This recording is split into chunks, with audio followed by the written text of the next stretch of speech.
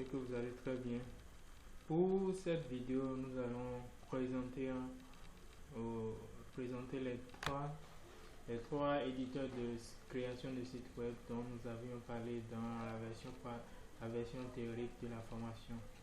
D'abord, nous avions parlé de Wix, qui est un éditeur de création de sites web.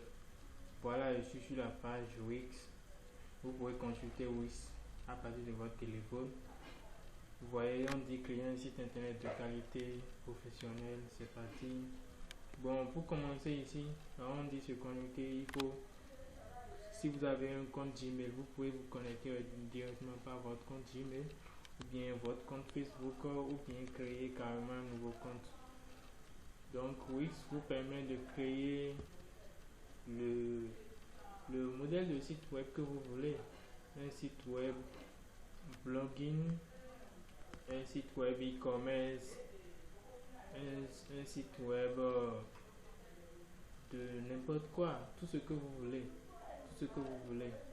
Wix il y a des templates. Les templates, c'est déjà des sites web qui ont été, des modèles de sites web qui ont été déjà faits, et vous venez juste, vous allez modifier ce que vous voulez, ou bien vous-même vous prenez. Voyons, des Wix a dit obtenir un site web en ligne rapidement. Donc c'est pas compliqué, c'est pas du tout compliqué. Il y a des modèles qui sont là, vous choisissez, vous modifiez à votre rythme, ou bien vous-même vous prenez un modèle vide et vous créez de A à Z votre site web. Tout ça, c'est possible. Ensuite, nous avions parlé de WordPress. WordPress aussi, c'est un éditeur qui permet de créer des sites web et tout. Maintenant, WordPress, il y a la version WordPress en local qu'on fait sans être connecté, et WordPress en ligne. Donc ici nous sommes sur la version WordPress en ligne. WordPress aussi, comme je l'ai dit tout à l'heure avec Wix, ils ont déjà des templates, des modèles de sites web déjà créés que vous pouvez consulter rapidement et sans perdre beaucoup de temps, quoi. Vous créez votre site web comme vous voulez, ou bien vous prenez un site web vide, quoi, et vous créez vous-même votre site web correctement de A à Z. Tout ça, c'est possible. Après WordPress, nous avions parlé de lws.fr. Bon, c'est un site qui est aussi dans la vente des noms de domaine, des hébergements et tout.